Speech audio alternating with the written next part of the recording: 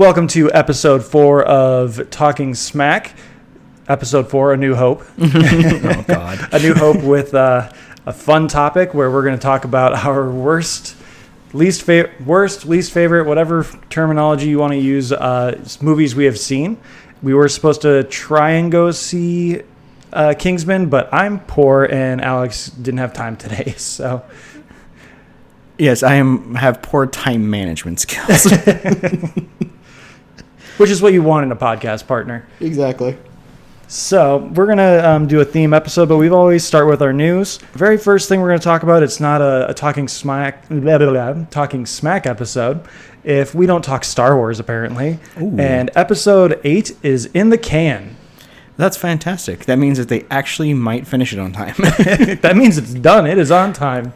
It is ready to be mass-produced and printed. Fun story. I gave Derek a small heart attack when I told him that news yesterday.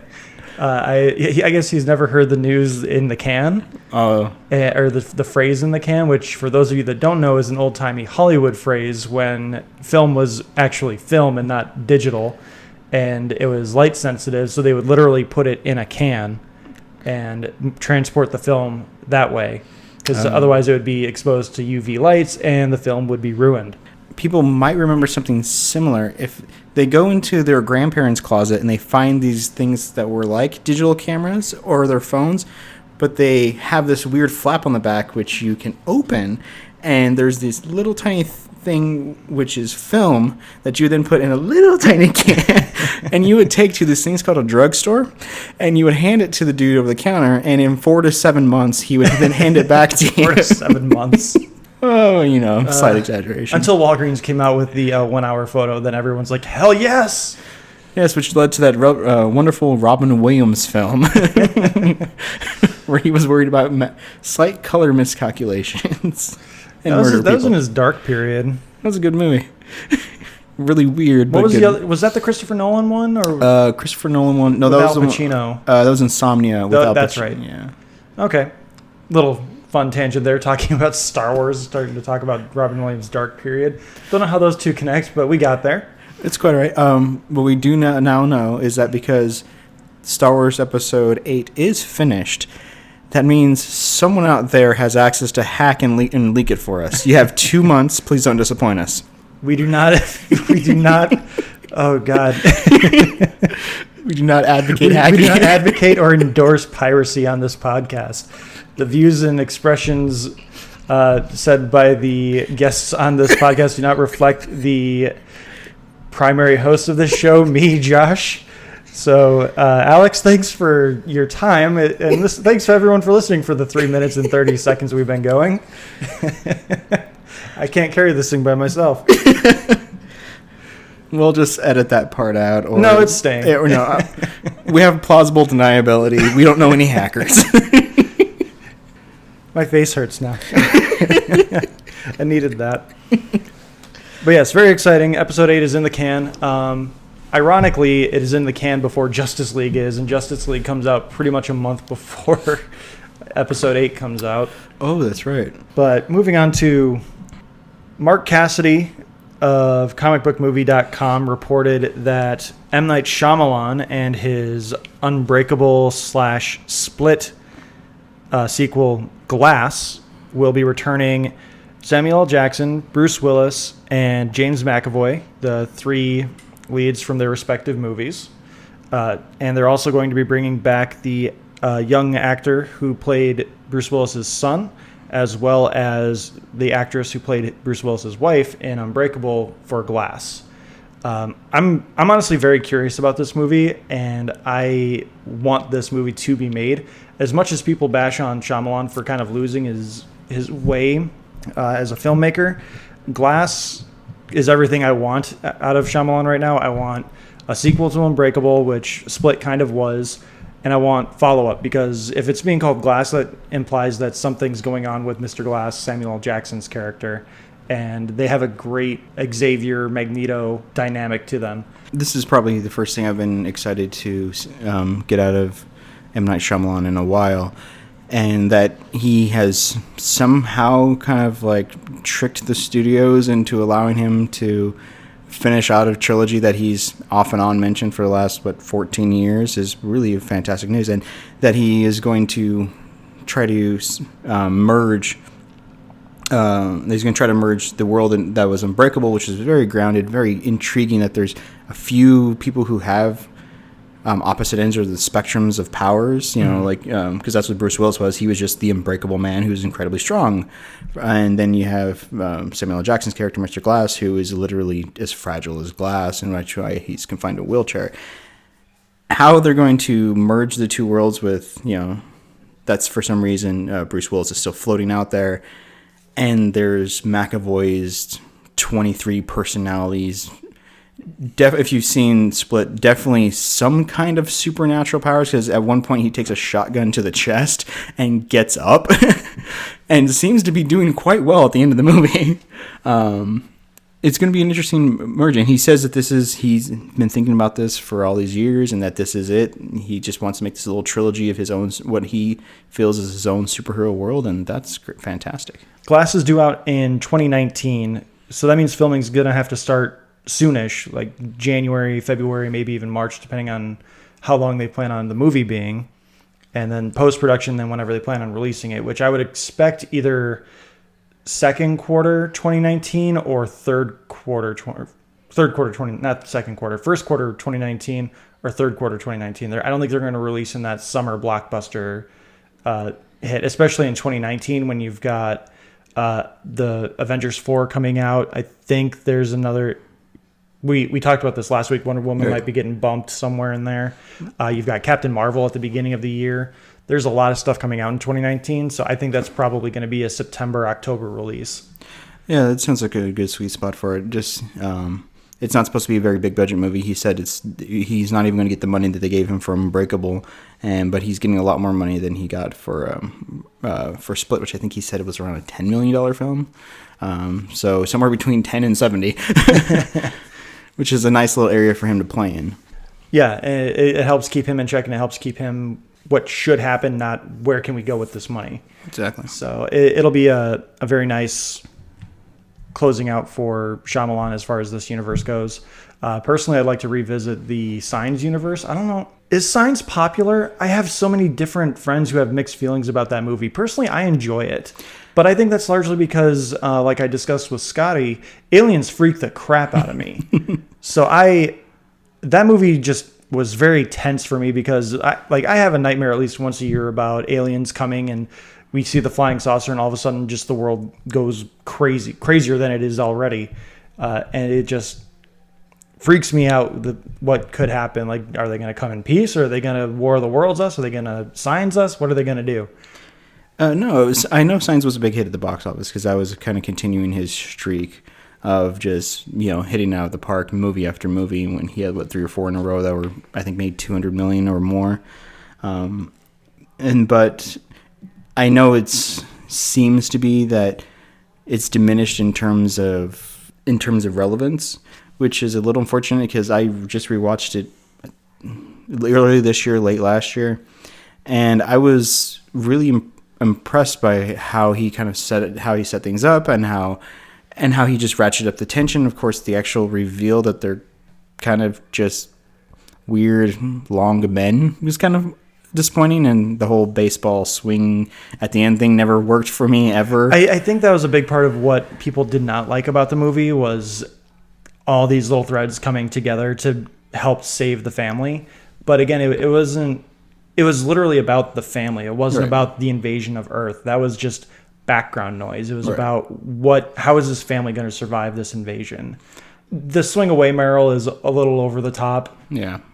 But I mean, you could say that about the little girl and her water thing where, there's dust in that water. I can't drink that. And there's a lot of just the droid army or the Chitauri in Avengers, where you just have the one thing that happens and everything else just falls apart. Right. So you destroy the mothership and they all, I get it, but at the same time, it's kind of what they're building towards. They're building towards, he has faith that everything has a purpose. The little girl has this thing with her water so that they could hurt the alien. He has asthma so he can stop the toxin from getting to his lungs. Merrill retired from baseball and has that baseball bat in the room so he could Right. knock out the alien. So it all ties up nicely, and I get that people don't like it because it does tie up nicely. But at the same time, that's kind of the point of the movie, is that everything has a purpose, even his wife dying and him losing his faith, all played into this whole scenario where they were allowed to survive. Yeah, and I think it works. The whole last scene of of Mel Gibson putting back on the preacher's collar and stuff, and that he's reaccepted and reaffirmed his faith. That's never found. I know some people found that cheesy. I've never found that cheesy. I just there's certain little things where I'm just kind of like that's a little overwrought, but the movie itself is still really solid, and I still do freak out every single time with them watching the video. Yeah. No, he knows how to frame things so well. M. Night Shyamalan. And they're watching on TV. It's back and forth. They're showing them. Everybody's leaning in. The camera's just getting a little bit closer to them. They're showing the footage, and he waits like 2 or 3 seconds longer than you expect it to wait, and then all of a sudden it just crosses by, and I jump, they jump. It always that scene has always worked so well. And Joaquin Phoenix's reaction to that too is so good. Mm-hmm. He just brings his hand up to his face. He's just shocked. Mm-hmm. Like, you're expecting to see an alien, and then you see it, and you're like, "Oh my god, I saw an alien!" Mm-hmm. Like, that's exactly what we would do. Exactly. And I personally enjoy that movie a lot, and it's kind of an interesting side topic that we're getting on here while we're getting ready to talk about like worst movies ever.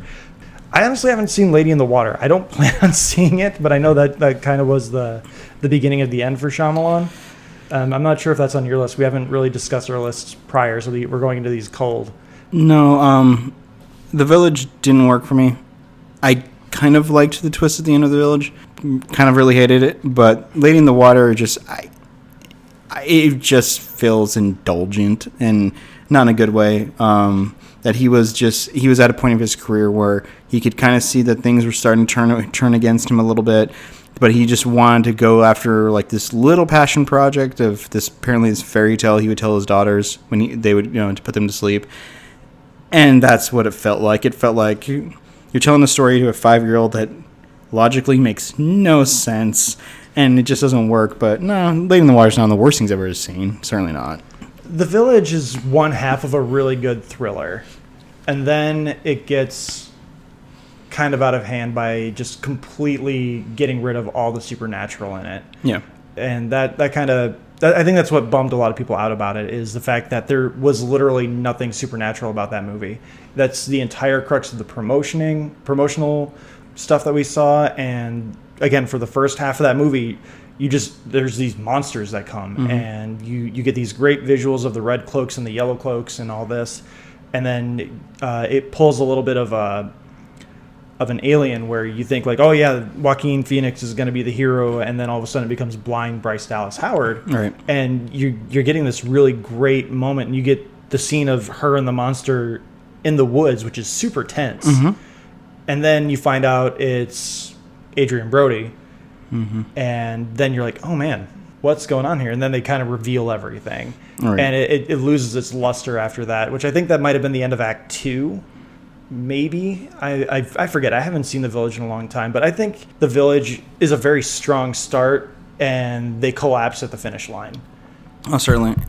Because I mean, I know everybody's pointed out before, but she has to go, and then turns out that they're out in the past, they're actually in present day because mm-hmm. of the whole secret society thing, we've left behind the world kind of thing going.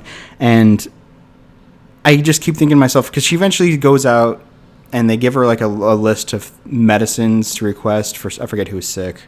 I think it's Joaquin Phoenix's character. Is it? Yeah, okay. And then she goes out and she like stumbles onto this road and she just hands this list and apparently money, and they go get it and bring it back to her, and she disappears. And like Shyamalan goes and gets it. That's right. I think that's also part of what people kind of, because all of a sudden he's the Deus Ex Machina for this whole adventure. This blind girl in old peasant wear has a list and money, and she finds the one good person who would actually bring it back, while she waits there for like 3 hours. But the thing that bothered me the most about that was, why just didn't one of the adults go? There's like 75 adults there who all know about the world. They all signed this pact together. Why not? Why not one of them? Just go grab your blue jeans and your shirt, go wander out, go get some actual dang medicine, and come back. I don't understand why they would not have that kind of pact amongst themselves. A whole like, oh crud, one of our guys is really sick. Only a villager can, only an adult who founded this village can wander out and go to the next village and get some medicine from the healing woman. You could lie and tell that to everybody. You could, and that's definitely a fair criticism. Yeah, I really got nothing against it. I think the only thing that comes to my mind is that they had this vow that they were never going to go back to civilization, and so they just let blind Bryce Dallas Howard go. Yeah, they could have stood on the edge of the property, on the edge of the road, like she did. So what else do we have in news? We had the first Tomb Raider trailer. Your silence speaks volumes. It strikes me as pretty much like they're just completely going with the rebooted game, which I don't know if you played the rebooted game. Yep, played them both. It's a lot of fun. I haven't played the new one, The Rise of the Tomb Raider, but the first reboot, that was just called Tomb Raider, that came out on the Xbox 360 and PlayStation 3.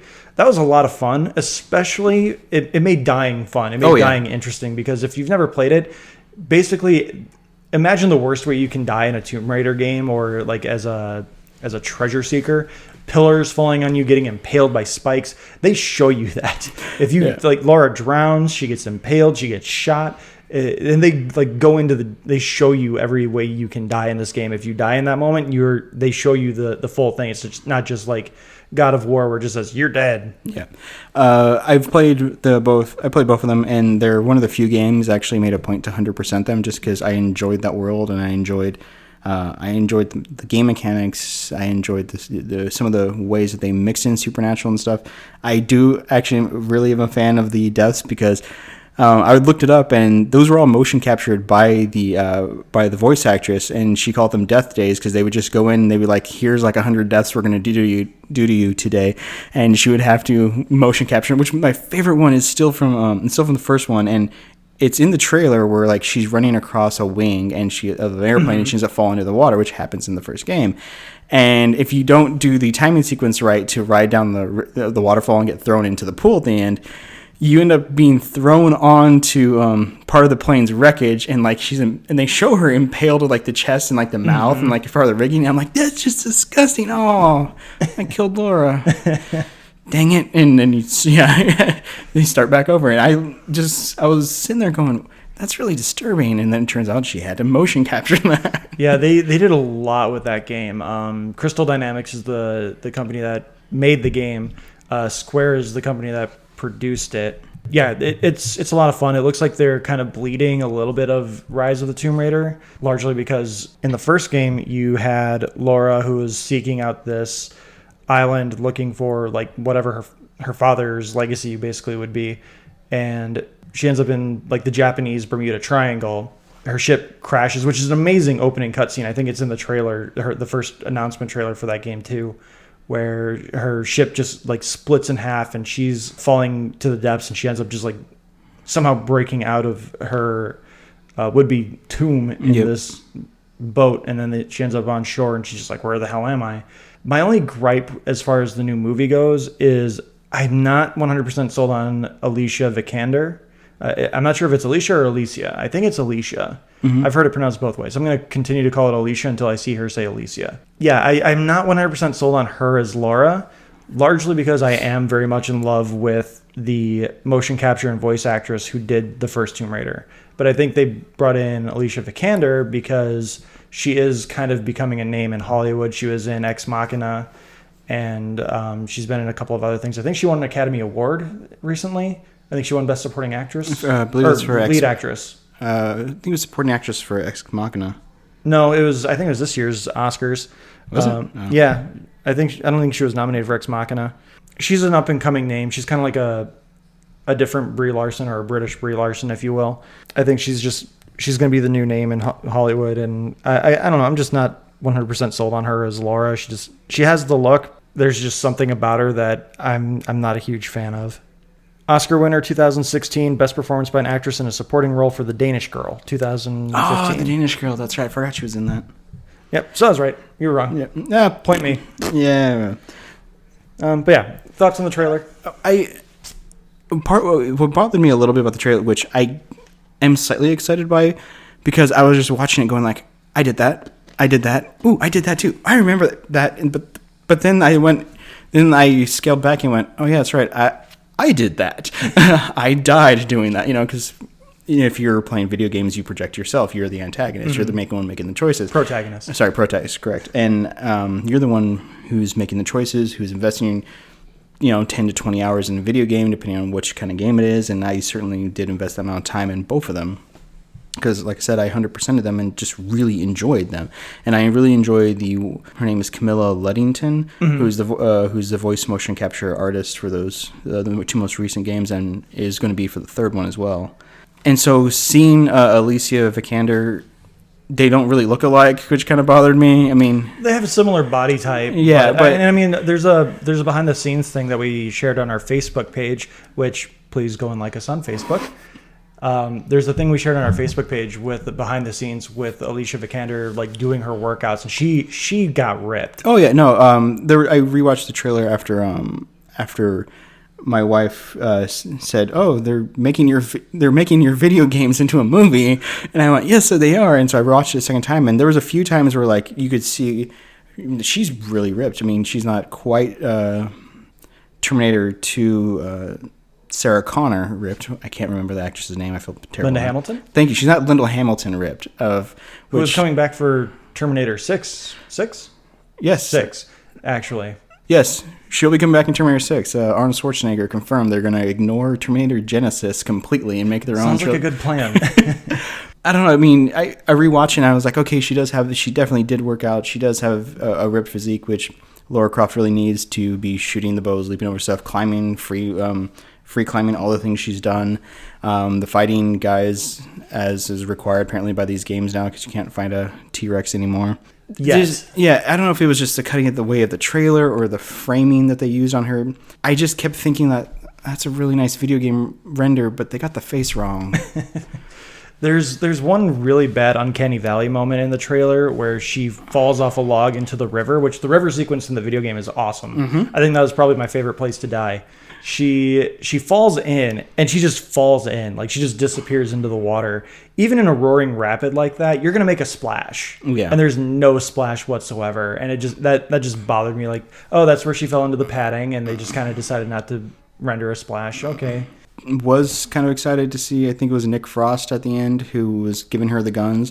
And, he's like, oh, it's dangerous out there. And she quips, I'll take 2. Mm-hmm. And I was like, okay, and then I'm trying to figure out the framing of that. Like, where does that fit in the movie? And I kind of agree with some people on the message board who says, like, that seems like a third act kind of thing where she escaped the island and goes back. Or that's literally the last scene of the movie. Where it's like, I finished my venture, I'm going on another one, I'm going to gear up. Well, in the game, they eventually give her dual-wielding pistols. And I assume it'll be a third act thing. Like, it'll either be the very end of the second act, or it'll be, like, right in the middle of the third act. So that you're probably right about that. In other trailer news, we have the second trailer for the Murder on the Orient Express, which I intended to watch and never did. I would say if you've watched the first one, you've watched the second one, because it's very, very similar building of the train mystery, which is exactly what the first one did. I mean, if you've seen any of the Murder on the Orient Express, it's probably Agatha Christie's best known one, other than the constantly renamed, I apologize, but 10 Little Indians, which some people are saying is politically incorrect now, and they've changed it like 3 times because it used to be a much more offensive name. So this is her most famous one aside from that one. And it just was resetting the world a little bit. Once more, you're introduced. These are all the people on the train. There's been a murder, and he's going to figure it out. And I mean, you can't expect much more from a whodunit trailer, but it's just, in my opinion, a very alternate cut of the first one. I'm still kind of excited for it because I really like Kenneth Branagh. I do like the idea of them bringing back this this movie a few different times, because it seems like every 20-30 years they either do as a TV movie with a bunch of big TV name stars, and that's been done in Britain a few times, or they do it as a big movie with all the biggest stars upcoming or fading or relevant stars at that time. I think the last time they really did a big budget one was like 73-ish. I mean, it is just not really a passion project, but it's just one of those movies where it's like, yes, it's a really good story, let's retell it again. Yeah, and I've honestly never seen any of them or read the books, so I'm kind of excited. I'm always down for a good whodunit. Mm-hmm. Our topic this week is worst movies seen. And these are literally movies that Alex and I have seen. Obviously there are worse movies than some of these out there. Plan 9 from Outer Space. You can make a list of bad movies that we probably haven't seen and make an episode on that. But these are the movies we've seen that are awful. And I'm going to start with mine, which is a Roland Emmerich directed movie called 10,000 BC. I've seen these in theaters. I don't know if you have.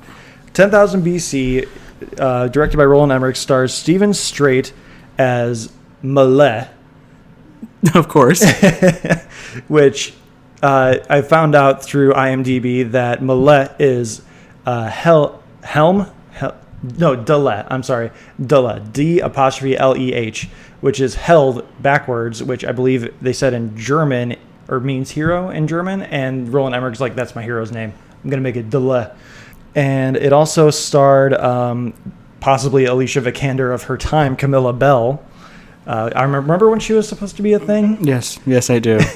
I honestly thought Camilla Bell was the girl in the 50 Shades movies. I was like, okay, this is where she's gone in her career. No, to everyone.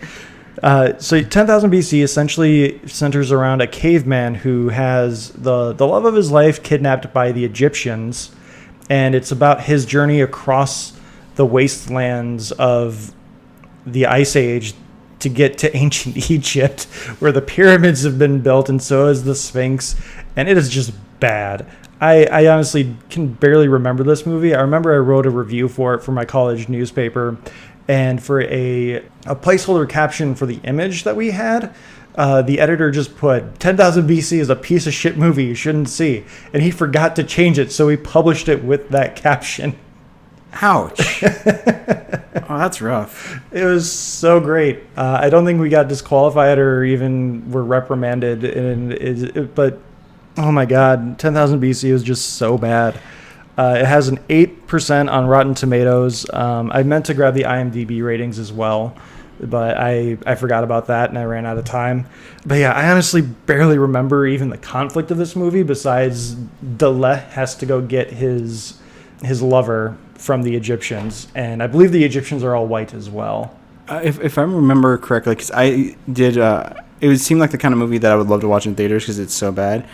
We never did get around to it, and I remember watching it at home, and I was just kind of scratching my head, wondering if the director thought, 100 million BC, I think we can make a more accurate version of that, but still F it all up. Because there's pyramids, there's woolly mammoths, there's saber-toothed tigers. Yeah, it's just a giant cluster. And I do find it funny that the one blue-eyed person is his girlfriend, which is like, because apparently that's like they needed. They're like, we need a feature that we're gonna cover everybody in dirt and grime and everybody because nobody knew how to bathe back then, which is just blatantly false. But no one knew how to bathe back then, so everyone has a lot of dirt. And so we need one identifying feature. Go find the whitest blue-eyed girl we can find. But she has to be brunette, too, because she has to fit the area. Exactly, she has to fit the area. And again, the area is completely ambiguous. Like, that's the one thing that they decided to leave a mystery was, where are they from? We don't fucking care. And then, again, these are not sent in any order, so we're going to bounce back and forth with this. My first one was 10,000 BC. Alex, go ahead with your first one. I'm going to go with a movie that I've run across people who've defended this to the ends of the earth. We're going to go with the wonderful movie that was called, from Saturday Night Live, that was called MacGruber, starring Will Forte, Kristen Wiig, Ryan Phillippe. Ryan Phillippe was in that? Yep, Val Kilmer, and Maya Rudolph. But anyway, so what's the story behind MacGruber? Was it an SNL character? Yeah, it was an SNL character where basically they were making fun of MacGyver. Yes, and they had all these really terrible bits, which always ended up with whatever wacky scheme he had put it together to stop the guy always failed and it blew up and everyone died and it said MacGruber. Now I don't remember much about the plot of the movie. I was watching it and I was starting to self-hate because I was not that excited about it. But I at least was intrigued to how they were going to stretch us out to the running time. I think was like 102 minutes or something terrible like that. my wife loves bad movies like I do. That's one of the reasons why we get along so well is we'll watch Sharknado and just laugh and enjoy it, or Ozark Sharks, or Ice Volcano, or Airplane versus Volcano, which is a real movie, by the way. And we're watching this expecting parody, expecting fun, expecting humor, and it's just deadness between the two of us. And then she actually got up and walked out and said, and, no, she looked at me and she said, "Are you turning this off?" And I went, "No, I'm gonna watch this to the end." And she sat there for a few minutes, made a comment, and then left the room. And so I just sat there going like, okay, she went to bed. Let's finish this. And I did laugh briefly. And I will tell you why. It wasn't the scene where MacGruber goes to see goes to his wife's grave because she had passed on, and his new interest is now Kristen Wiig. And her ghost appears, and they do it on her gravestone. Mind you, It seems a little over the top. it is a little bit over the top because then, of course, they're going at it together, and he's like sweating on her and stuff like that. But then it actually cuts to the real world, and it just shows a naked man thrusting against the headstone. Didn't laugh at that. I briefly laughed because there's a scene towards the end where Ryan Phillippe and MacGruber are trying to take down Val Kilmer, and they're trying to distract guards. And Ryan Phillippe, which is when I knew his career was over, distracts the guards by using a technique MacGruber taught him, which was to take a cucumber, stick it between his butt cheeks, and dance back and forth while making like little sounds to distract the guards. And I did laugh because I went, "You have no career, my man. This is why I haven't seen you in a movie in years." I assume Ryan Phillippe was supposed to be the straight man to MacGruber's Yes. crazy guy. Yeah, I think so. I can't tell you. There's a wonderful joke. So, because Val Kilmer is an evil, evil man, and he's like going to use a nuclear warhead to blow up Detroit or Washington, D.C. or something like that, they give him a wonderful name that they constantly borderline produce, which his last name is Von Kunth. Von Okay. Kunth. He corrects them too because everyone else pronounces it Van Kunth. Gotcha. There's the kind of humor you got for that movie. So really just not even trying, just going No, for the it cheap was blue horrible. laughs. It was horrible. Okay. Yeah, I'm glad I never saw that. I think the only real exposure I ever had to MacGruber was the advertisements for it, and I believe Michael Scott dressed up as MacGruber in it for a Halloween episode of The Office. That's all you need. Yeah. No. I'll take Michael Scott as MacGruber. All right, so my second movie that I have listed here, again, these are in no particular order. These are just, like, as far as I'm concerned, they're the ones that came to mind. Yeah. My second one is Pathfinder, directed by Marcus Nispel, starring Carl Urban, Moon Bloodgood, and Clancy Brown, which you would actually think that wouldn't be a terrible movie. Oh, I've seen this. Yeah, It's not that bad. It's not good at all. it's awful. It is stupid. It makes no sense whatsoever. I honestly still don't even know Carl Urban's name in that movie. I think he's supposed to be called Ghost, and that's because the Native Americans that raised him are super racist and like, oh, he's white like a ghost. The premise is Carl Urban, as a child, is left behind when the Vikings show up to rape and pillage a Native American village. As they did. As they did, Carl Urban gets left behind for reasons, and he gets raised by the Native Americans because he's an innocent child, I guess, and they're not going to just murder someone to murder someone. And so he's raised as a Native American. He never fits in, unfortunately. And I honestly don't even remember how Moon Bloodgood fits into this movie, because the only thing I remember out of this movie, I didn't even know Clancy Brown was in this movie.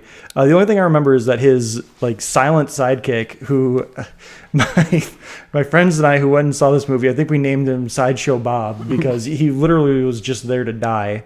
He gets killed by the Vikings that have come back, and there's this really weird moment.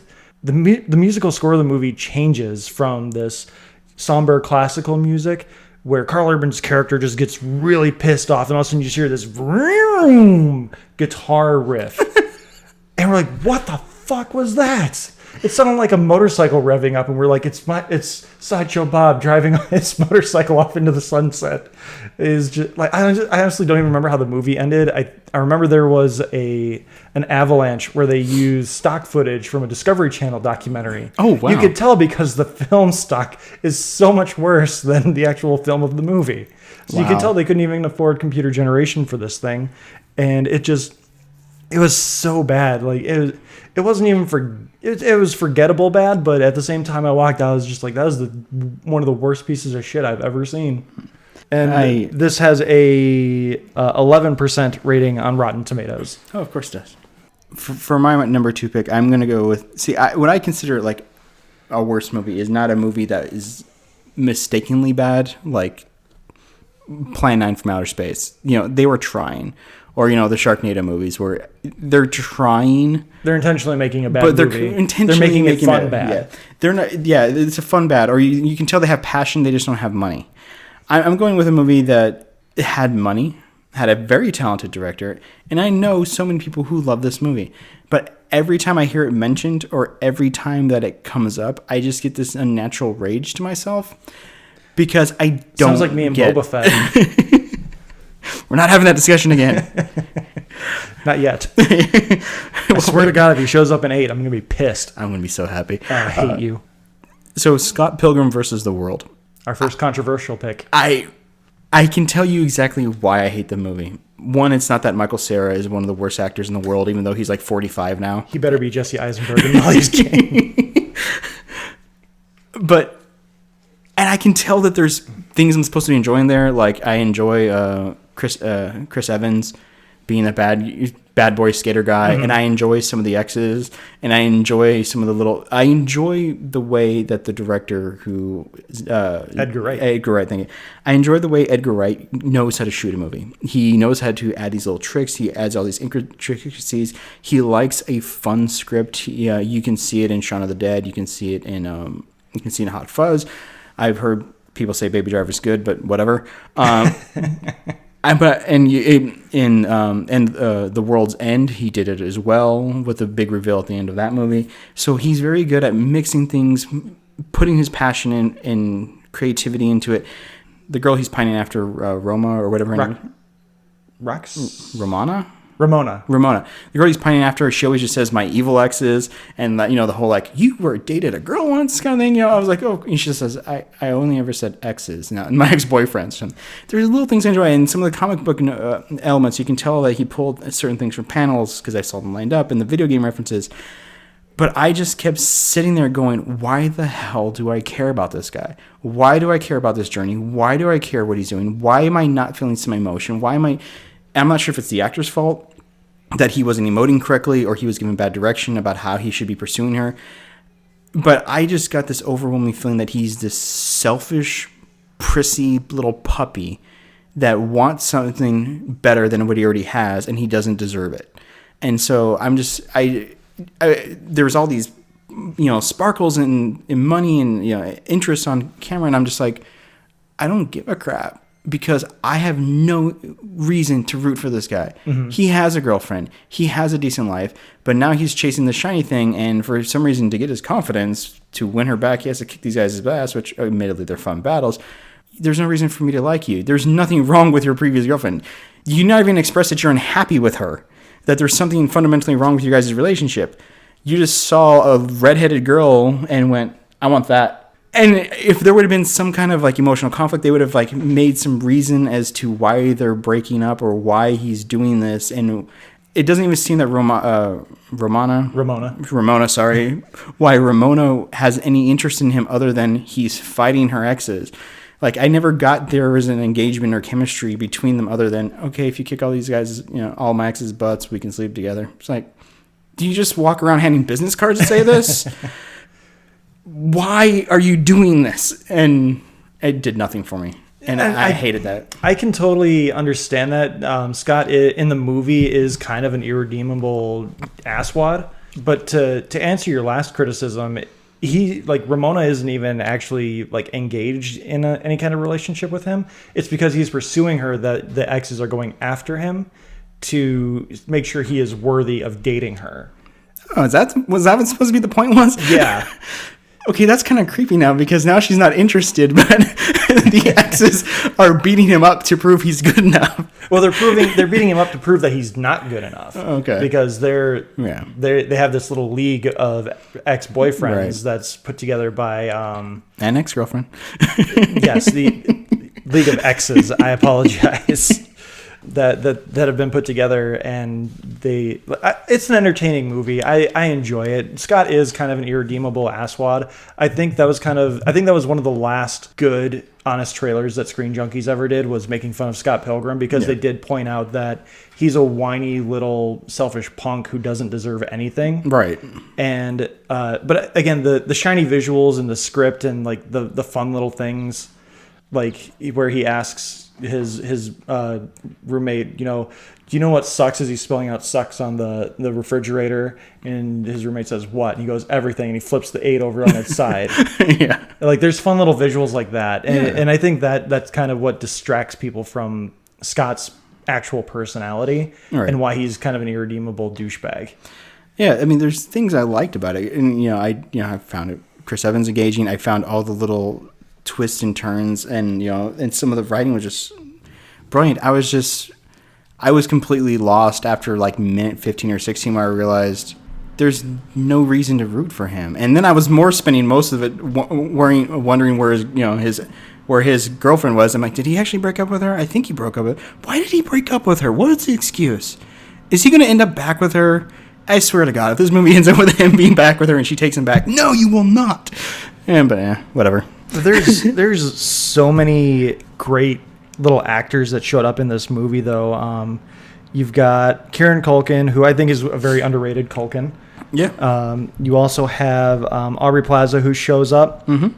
Anna Kendrick plays Scott's sister. Oh, she does. I forgot about that. Yeah, and you've also got Brandon Routh. I think it's Routh. Former Superman. Yeah, former Superman, who is currently the Atom in the Arrow TV show and Legends of whatever. Like you said, you got Legends of Tomorrow, not Legends of whatever. And Chris Evans shows up. Brie Larson actually played Scott's ex-girlfriend. So that's kind of a fun little tie into the Marvel universe, because Chris Evans had actually tweeted out once that he actually was on set the same day as Brie Larson when they were filming. And so he's like, we couldn't expect a more professional and better actor to join our ranks. My favorite, Mae Whitman, which I know you're not a fan of Arrested Development, right? But she played Michael Cera's girlfriend in that show, so there's a fun little tie-in there. And she's also the voice of Katara in Avatar: The Last Airbender. Wasn't she the daughter from the original Independence Day? Probably, I think so. I think you're right. And then she's also the voice of Tinkerbell. Oh, okay. Oh, yeah. And then Jason Schwartzman showed up as like boyfriend number 1. Right. So there's so many like fun little cameos and actors and little things that go on in this movie that I think kind of redeem it. Mm-hmm. But again, this is our list. I'm not here to argue and make you change your mind. Because you won't. I hate that movie. I'm just trying to justify like why people argue for it. No, I understand that. I think the fun outweighs the negative character, because I mean, Scott is kind of an Aaron Sorkin kind of character, where he is kind of the villain of the movie in a lot of respects, and he's not a likable character. So I can definitely understand that, especially when you're going into a movie thinking that it's going to be this fun like video game comic book style movie, and then all of a sudden the guy who's supposed to be your protagonist is not very likable. Mm-hmm. Moving on to my third movie. This one I think you might be able to agree with me on a little bit. The Spirit, directed by Frank Miller, starring Gabriel Macht, Samuel L. Jackson, Scarlett Johansson, and Eva Mendes. I am even embarrassed to mention that I saw this movie. I saw it in theaters too. Yeah, it has a 14% rating on Rotten Tomatoes. This was directed by Frank Miller shortly after Sin City came out and was very successful. The film was shot in the same way as Sin City, but it's not shown the same way as the Spirit comic book was. And I think that was a big downfall of it. The other part of it is Samuel L. Jackson dressing up in Nazi paraphernalia. Well, yeah. To all the people out there who don't think that Robert Rodriguez is a good director, need to watch Sin City and the Spirit back to back and realize what you can actually do with a little bit of talent. Because the only thing I remember about the Spirit, other than I just liked it, was the scene where I swear this movie is supposed to be set like in the 40s or 50s. It seems to be, but there's a photocopier, and Eva Mendes sits on it and then prints out a picture of her butt and the underwear forms a heart, and she hands it to somebody. That's the only thing I remember. And then she says something like, "See, it is perfect," or something like that. And I just went like, where'd they get a What was the point of that? They wanted to show Eva Mendes as sexy. But there's... I think she also has a very brief nude scene in it, or I don't remember. I doubt she was actually nude. They probably just did like the stylizing of it or whatever. But I think that was, yeah. The Spirit is just awful in every. Whoever actually gave that movie a good review needs to be fired or taken off the internet. Yeah, that's the only thing I remember from it. I was like, okay, so it's Noir, and then where'd they get a photocopier? Yeah, I think they tried to pull like a Batman the Animated Series where like there's a lot of obvious 40s and 30s influences, but it's still kind of modern. Like, I mean, in Batman the Animated Series, they're running around with Tommy guns. I don't even remember who the Spirit was in that. Other than I think he had a red tie, right? He had a red tie and a blue suit. He was like, well, no, he was a different Dick Tracy. I think that was the Gabriel Macht guy. I don't think he has a career anymore. Oh, okay. But yeah, that's up there on my list. That was one of the movies that kicked off a string of themed theater adventures with my friends Thomas and Kyle, where we saw the first Alien versus Predator, and then the year after that we saw The Spirit, and then the year after that I called them up like, hey, what shitty movie are we going to see next? Because like it was all around, they all came out around Christmas time. Like, we have Star Wars coming out this year. There was a time in the early 2000s where Christmas was where they just threw the shit. Yeah, like they just threw it against the wall to see what would stick, and used to. it almost never stuck. And now we have Star Wars coming out pretty much every Christmas, and thank you, Hollywood, for that Christmas present. My third pick is a movie that I'm pretty sure no one has seen.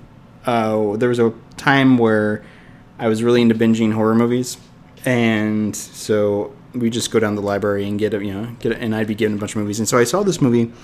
It was called The Harvest, and it was a very low budget, B movie about this evil scarecrow. And I was like, okay, not bad. It wasn't great, wasn't bad. And then I saw there was a sequel called The Harvest 2, The Maze. Mind you, maze is spelled M-A-I-Z-E. So corn. Yeah. And so I watched it, and it's this movie about there's this cornfield where two girls had disappeared. I'm like, oh, okay, cool. It's a very popular cornfield, and this father takes his daughters into it, and they somehow get lost from each other. And then there's like 90 minutes of him wandering around screaming his daughters' names.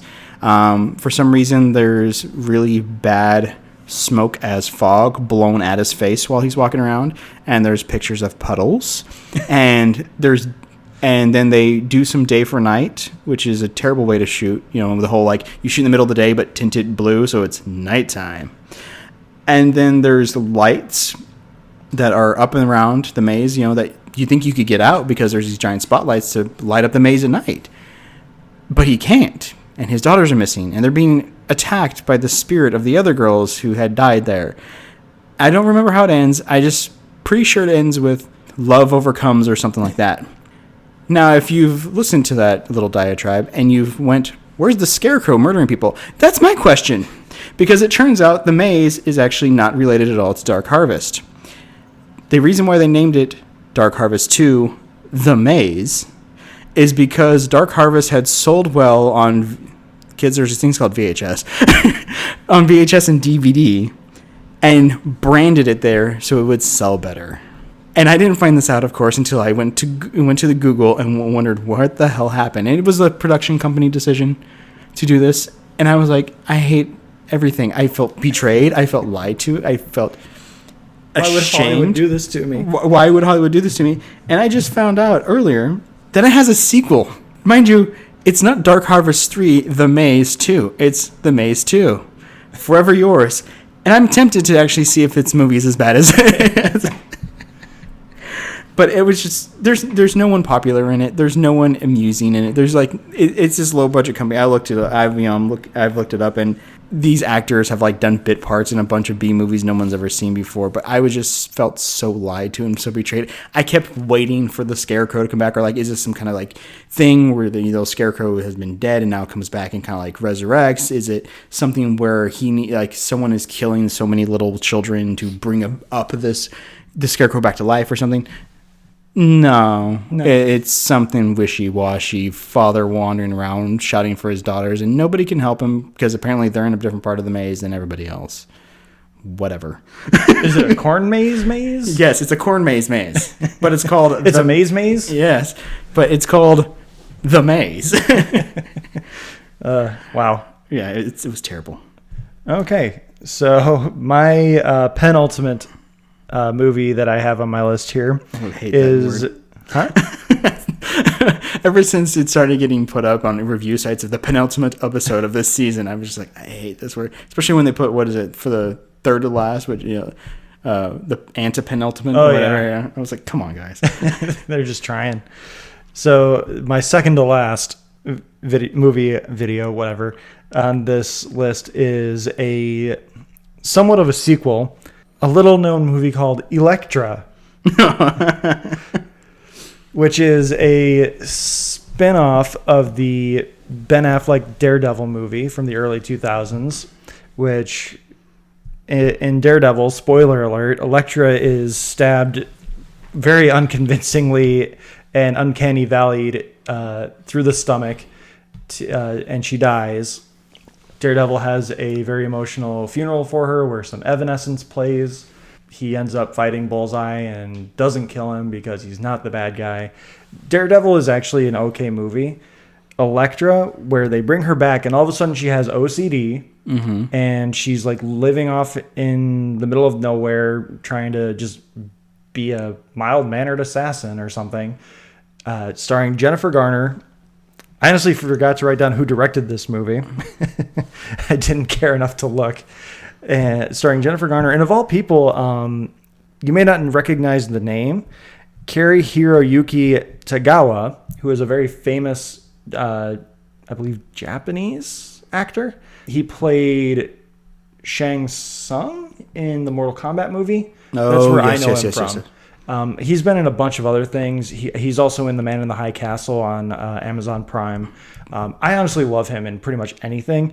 I honestly forgot he was even in this movie. I don't even remember what he was supposed to do in this movie. But the Elektra, she ends up having to protect this little girl who also has OCD, so she builds some kind of connection to her. And her dad just happens to be single, and Matt Murdock's not coming back in Fox's universe, so we got to find a love interest for our female superhero, if she so can be called.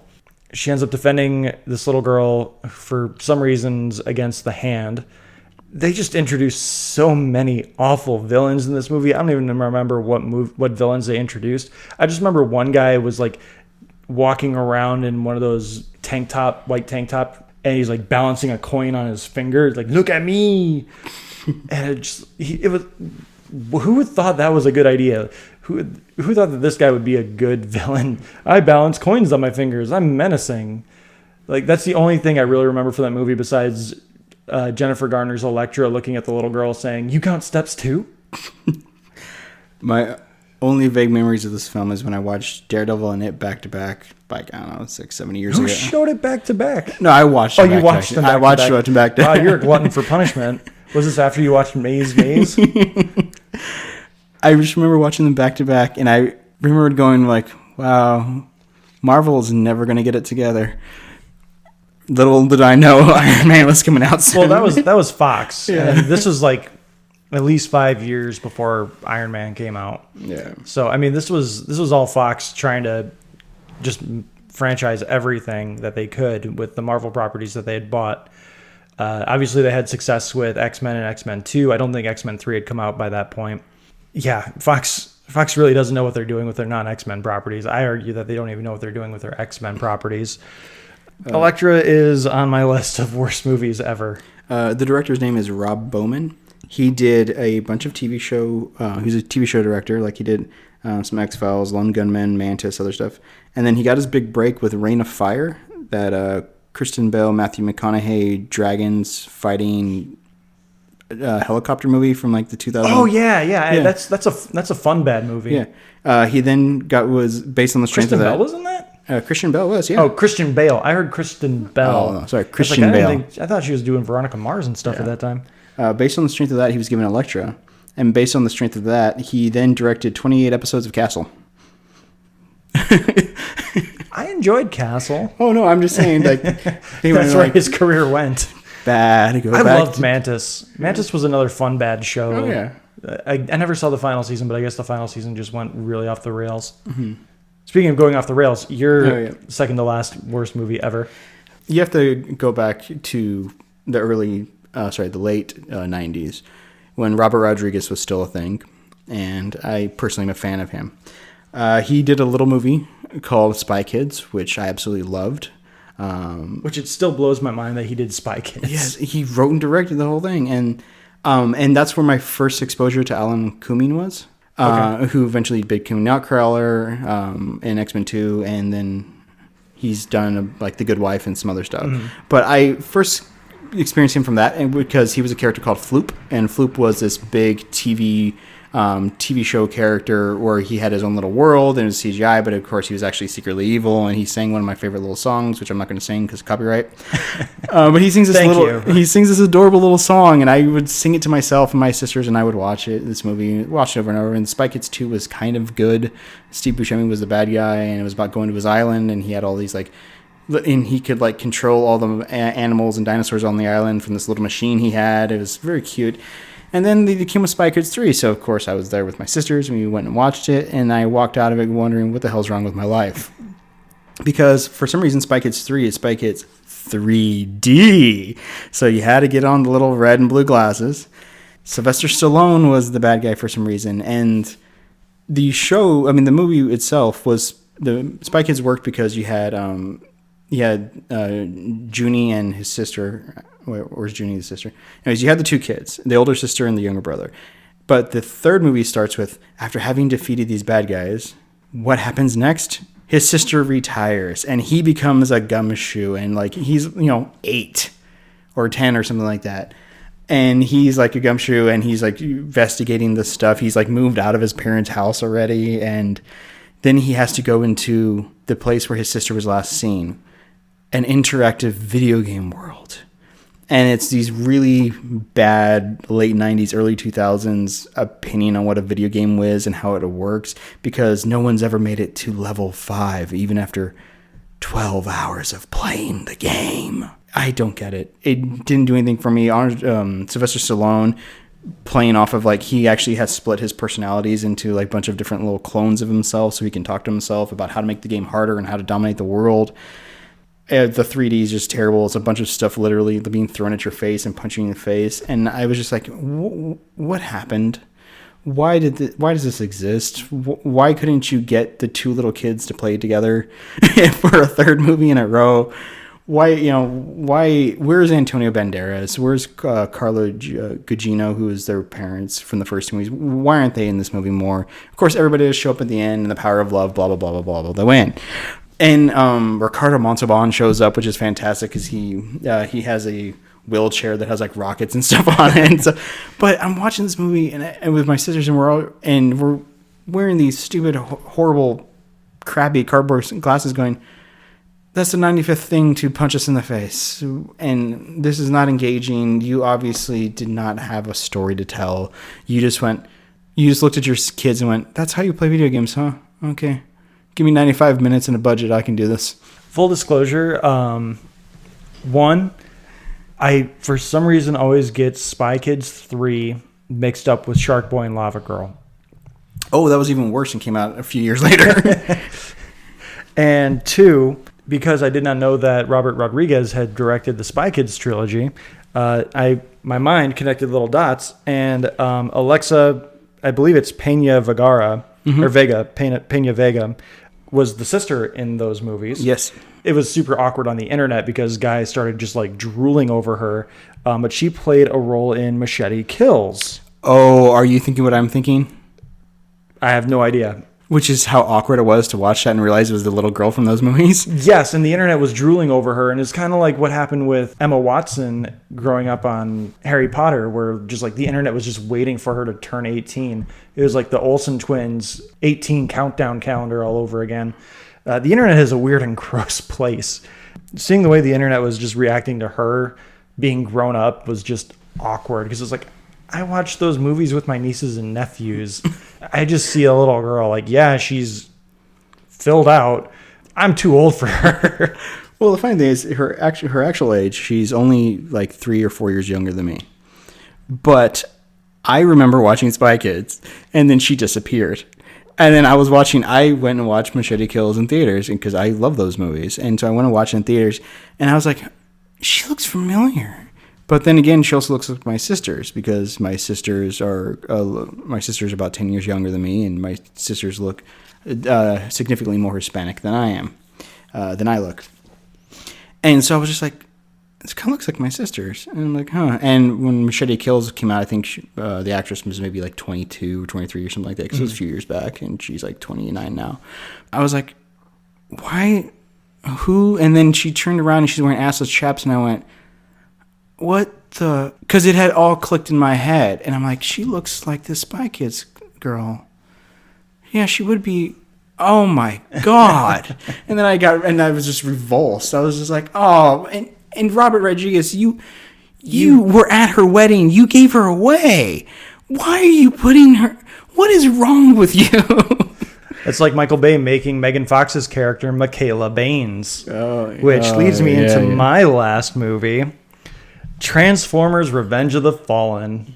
Now, you could take your pick of the Transformers movies. You can even make an argument for The Last Knight, which I have not seen. The first Transformers movie is at least fun. Right. People were really pissed off about Michael Bay taking over the franchise, and pretty much rightfully so. It just took him 2 movies to get there. Mm-hmm. The first movie, honestly, I walked out of the theater and I looked at my watch. I was like, holy shit, it's been 3 hours between the trailers at the beginning of the movie and how long the movie actually was. It took about 3 hours to get to the end. That was one of the fastest 3-hour experiences of my life. I was just enjoying it. And so when they announced Revenge of the Fallen, I was like, all right, I'm on board. Let's see what happens. As long as it's fun, I don't care. It wasn't even fun. This happened during the writer's strike, and so basically they got a draft, and Michael Bay's like, I can fill sex jokes in there. We can make a movie out of this. Is this the second one, or is this the third one? This is the second one. Okay. Where Leonard Nimoy plays a prime. I forget his actual character's name, but they drop a Star Trek line in there: the needs of the many outweigh the needs of the few. There's so many things about this movie that just annoy the shit out of me, and I think the rage for this movie kind of blocks out all the other bad movies. Like I said, I don't remember a lot of them as we've talked about them. This one, I remember so many stupid little details. There's a scene where the mom gets high on brownies, yes, and she just for no reason whatsoever. This has nothing to do with the movie. They just need to pad the runtime, and so she runs out in the middle of a frisbee field at Shia LaBeouf's college, and she's like, I'll play, guys. I'll play. And she's acting all sexy, and obviously it's awkward because it's Shia LaBeouf's not attractive mom.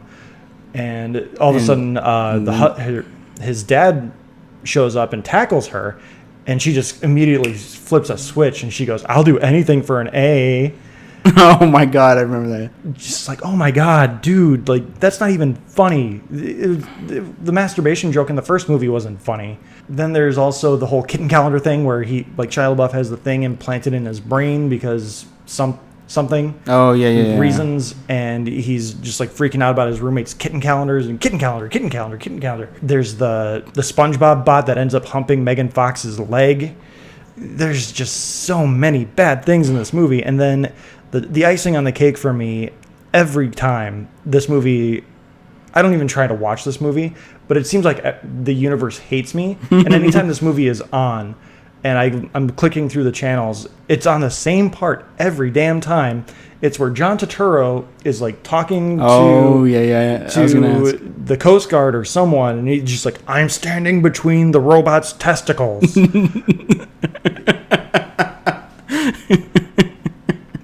I'm glad you get a cheap laugh out of that because no. I just roll my eyes. No. I do not get a cheap laugh out of it. I get a laugh out of it because there's only 2 things of that movie I remember.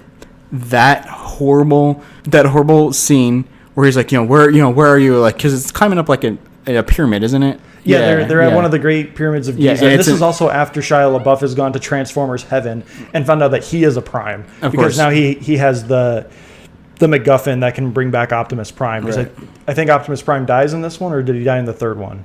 I think it was the second one he died. Yeah, he dies in this one. He gets his head that's right, because off. they have to transport him to the pyramids for some reason.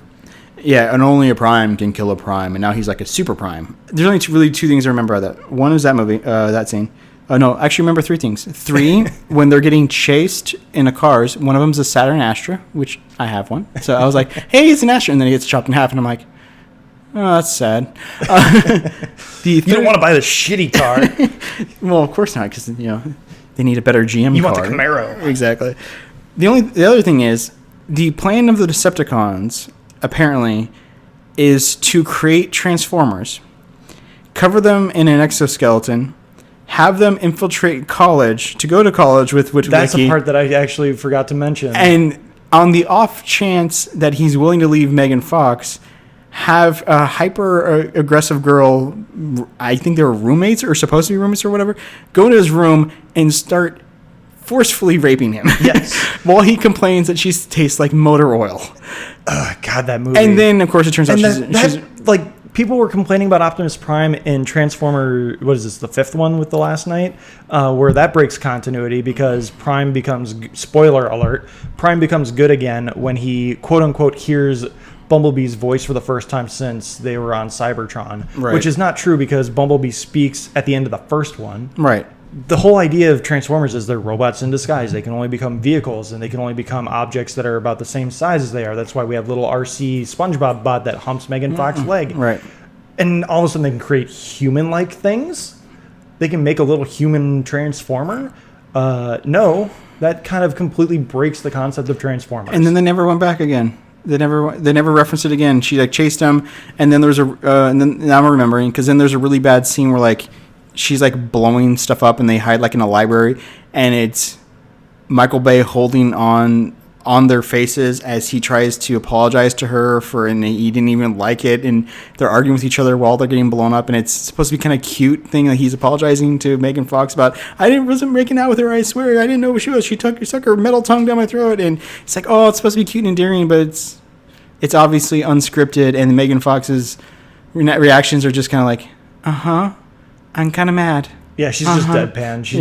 She's being Megan Fox. She has no emotions. Yeah, no. I think that was also the movie where people started freaking out about her toe thumbs. Because there's this one shot where she's like leaning against a rock or a wall and she's got her thumb out really prominently. Yeah. And the internet started freaking out like, Megan Fox isn't hot anymore because she has toe thumbs. Well, that's okay because for Transformers 3, because Megan Fox called Michael Bay Hitler, we got an introduction to a new girlfriend for Sam Witwicky. And we were introduced to her by a long close-up shot of her ass as she walked upstairs in white jeans, which... She was a Victoria's Secret model, wasn't she? Yeah, she's a Victoria's Secret. And that's how Michael Bay directed a Victoria's Secret commercial. And he's like, I want her in my next movie. We'll even put her in some Victoria's Secret panties just to make everyone happy. Yeah, which I was like, really? This is your idea of good cinema? Let's introduce the new girlfriend with a long-held shot on her butt. Well, you gotta let the audience know she's sexy. How are you going to do that without showing some ass cheeks hanging out? I don't know. Like I said, you could go into any Transformers movie and have a giant issue with it. Transformers 3, outside of the stupid Sam Witwicky subplot, at least the Battle of Chicago is entertaining. I think that was entertaining. Yeah, the buildings falling over and the running through them and all this. That was cool. The biggest flaw outside of Destructor having testicles in that joke in Transformers 2, for me, the reason why this is the Transformers movie on my list is because this is the movie where Leonard Nimoy's Autobot turned Decepticon has, like, essentially, he's demoralized Megatron, and so Megan Fox goes and plays mind games with him, and she's just like, you're Megatron, are you going to let him get away with this? Like, Megatron would not need this from someone. He would be able to see through this manipulation. Yeah. Megatron isn't a mopey little bitch. We'll just say it. Obviously, there are a lot of script issues with this. Obviously, Michael Bay is not a good storyteller. No. But there's just so much wrong with this movie. And this is kind of what you get when you get an unchained Michael Bay. Yeah. Because, basically all he had was a draft. He's like, we can just improvise the rest. Well, I guess I should... What my last one is. Now, I really did debate a movie I saw opening weekend in IMAX, which was The Dark Knight Rises, and because I was so disappointed in that. But I think there's a lot of outliers as to why that movie was particularly bad, and why my disappointment was. But I'm going to have to go with a movie that I saw opening weekend that was incredibly packed. even though I showed up like 45 minutes early. When I know it's going to be like a really big movie, I always try to show up a little bit. I always try to show up between 20 to 30 minutes early because I want to make sure I get my seat. And I was early, and I was with a group of friends, and I remember being super excited for this movie, and I had, around the office, there were friends who were humming the theme song to it because, we're getting this sequel to this amazing movie, to this amazing trilogy, and just the hype around it about that they had to go and get the actor's costume out of the Smithsonian, the original jacket, hat, and whip out of Smithsonian. And then, Spielberg was just talking about how, I'm going to keep it grounded. We're not going to do we're not going to do very much CGI. Only when necessary. Yeah, only when necessary. There was controversy because the rumor was for a little while that the whip was actually CGI because of contractual obligations and changing standards, and Spielberg had to deny that. Before you get to announcing the name of this movie, which obviously most people already know what it is, I just have to say I was very tempted to let you go next and like double dip, and then we'll end on Transformers. I'm like, he's not going to be able to beat Transformers. There's no way. You beat Transformers too, and I'm so proud of you. And I just remember the excitement and the trailers. They looked interesting, and we had Kate Blanchett's in it, and she was on the rise because she had done the Lord of the Rings movies, and she started picking her stuff. She had been in The Aviator a year or two before, the Scorsese film with Leonardo DiCaprio. And and I'm like, okay, well, and they're kind of answering my questions, like, are they going to acknowledge Indy's older? Yeah, okay, they're acknowledging Indy's older. Are they going to be out of the 30s? Yeah, they're in the 50s now. Okay, so the bad guys are obviously the Russians, right? Yeah, they're actually the Russians. And so everything looked so good, and I was excited about it. And there I was watching Indiana Jones 4, and my first memory of it, of getting where I knew things were wrong, was, of course, the beginning. The very first shot of the movie. Yes, where the Paramount logo changes to the molehill, and or the Gopher Hill, and the CGI Gopher pops out. And I'm like, they just said it was only going to be when necessary. I was like, that's a little weird. But then, of course, they had the great interaction with the 50s vehicles and the teenagers with the military. I'm like, okay, that's going well. I'm fine with this. And Indy being revealed, had been in the trunk of a car. Okay, cool. That's kind of weird, but okay, we're good with this. And they're doing kind of what they did in Raiders, where like you see his shadow. You don't really see him until he gets the hat on. Yeah. Which again, very nice. Yeah. Nicely done. Well homage. Yeah, it sells it. And then they acknowledge his age with the whole chase through the warehouse. They put a little teaser of the Ark of the Covenant. It's actually still locked up there. I'm fine with that. There's the village, the nuclear village, and Indy is Indy in that moment because he's there, and they realize a test is about to go off, and he's trying to get the Russians to get him out of there, even though he'd just been beating them all up. I'm like, okay. But then I knew it was going to be bad. And I knew it was going to be horrible because he hops into a fridge, and they hold up, full screen, lead lined. And I went, huh. That's not how this works. Okay, no, I was fine because I was like, it's heavy. Okay, fine. It won't move. They'll just won't move. Okay. No, but then it did move. And then it's tumbling and tumbling and tumbling. And then it like lands on top of a hill. Like Looney Tunes. Yeah, and he Looney Tunes out with the old drunken Harrison Ford. I do admit that the shot of him on top of the hill with the explosion is a very cool shot. It's a very weird shot for Indiana Jones, but his silhouette of that outfit is so strong that putting it in front of that washed out nuclear explosion actually kind of works. But I was sitting there in the theater, and I was visibly angry. I was just shaking and quivering. And my wife put her hand on my shoulder. And I was like, okay, that's kind of weird. Because normally we sometimes hold hands in the movie theater or something like that, but we're just sitting there. And we're a little closer because I didn't get the seat I wanted. But she puts her hand on my shoulder, and she leans over and says, please calm down. I don't want to escort you out. And I looked at her, and I'm like, what? And because it's a dark theater. And she's like, you're super pissed off. And I'm like, and so I just kind of went, what do you mean? And she went, I can feel your anger. I was like, okay. And then, of course, the rest of the movie goes on. But that's why it's one of my worst movies I've ever seen, because I was so betrayed and lied to by the filmmakers leading up to it. Yeah. That within the first 25 minutes, I couldn't believe how much denial I was in, hoping it would get better.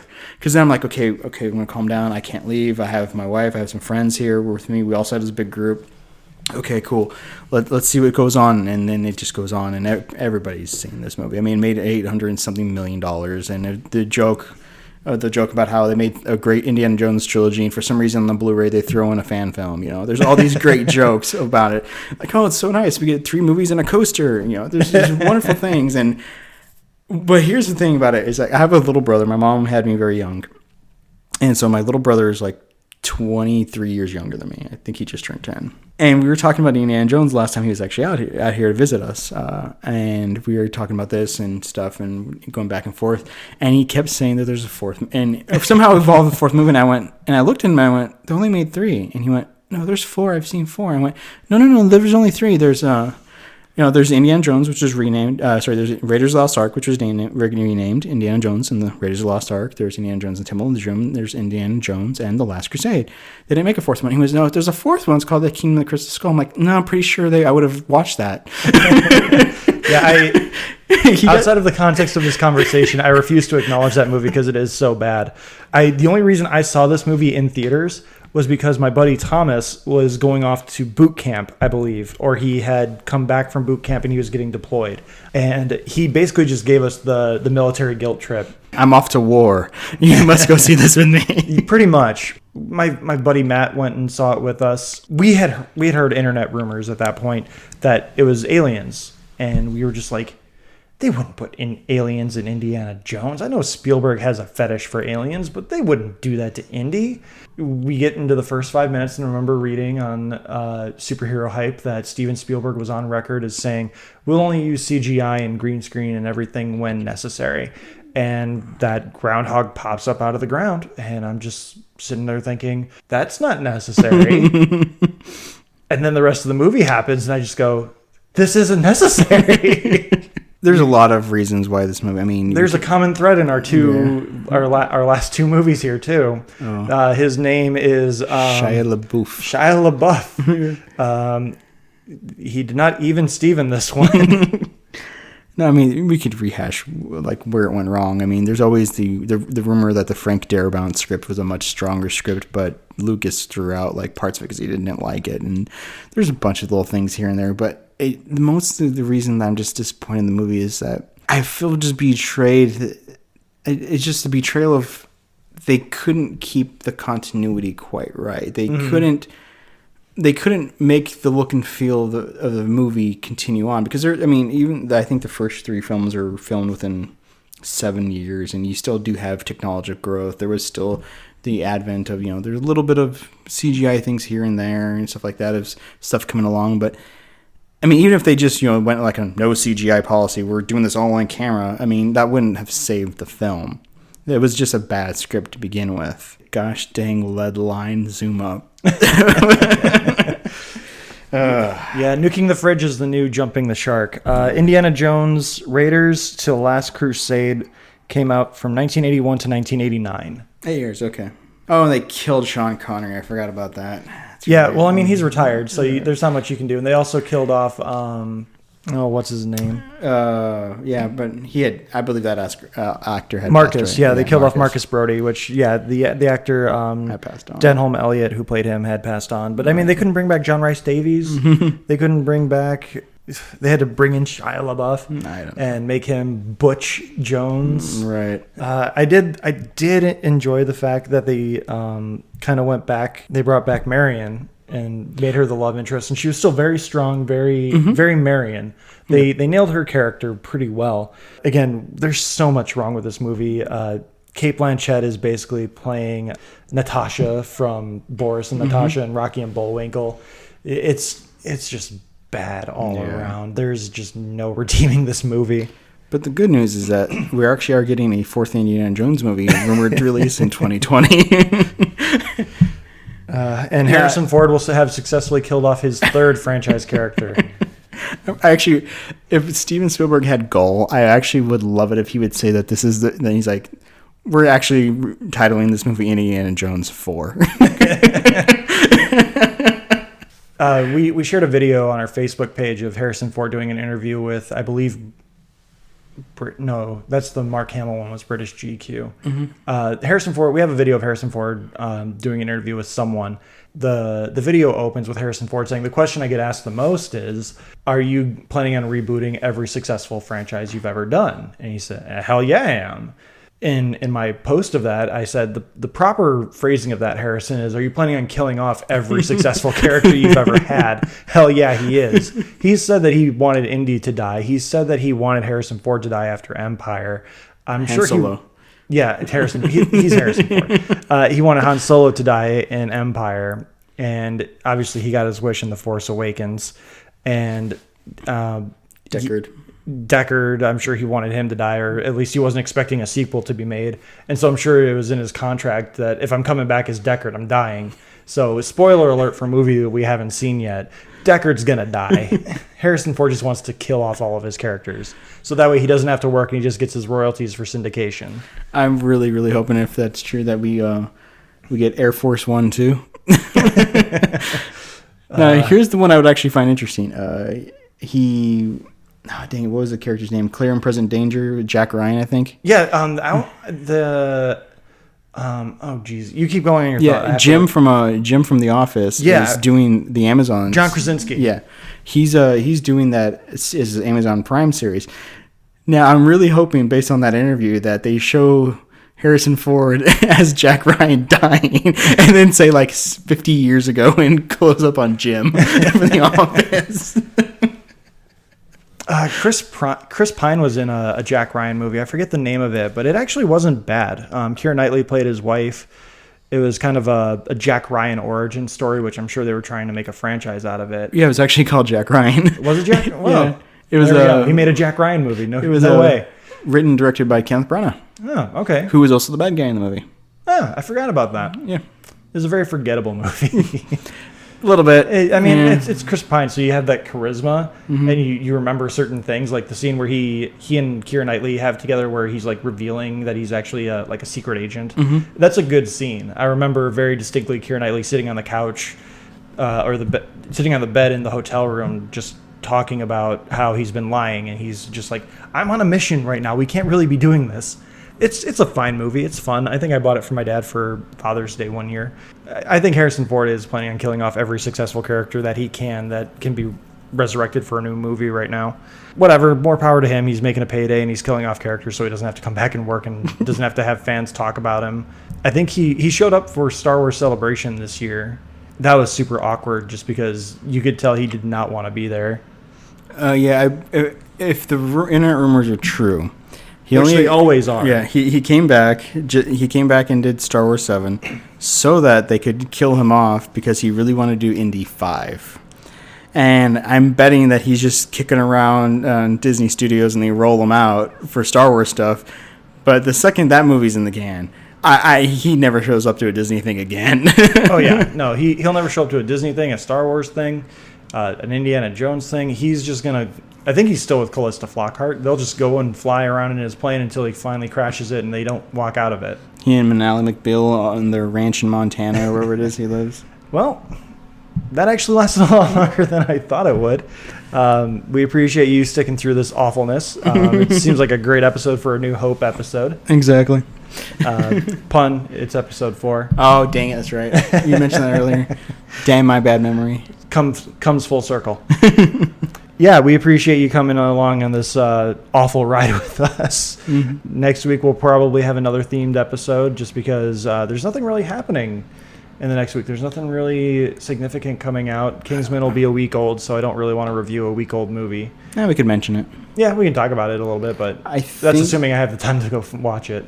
I think next week it's either American Made, the Tom Cruise movie, biopic movie. Yeah, no thank you. Oh, I'm actually excited about that.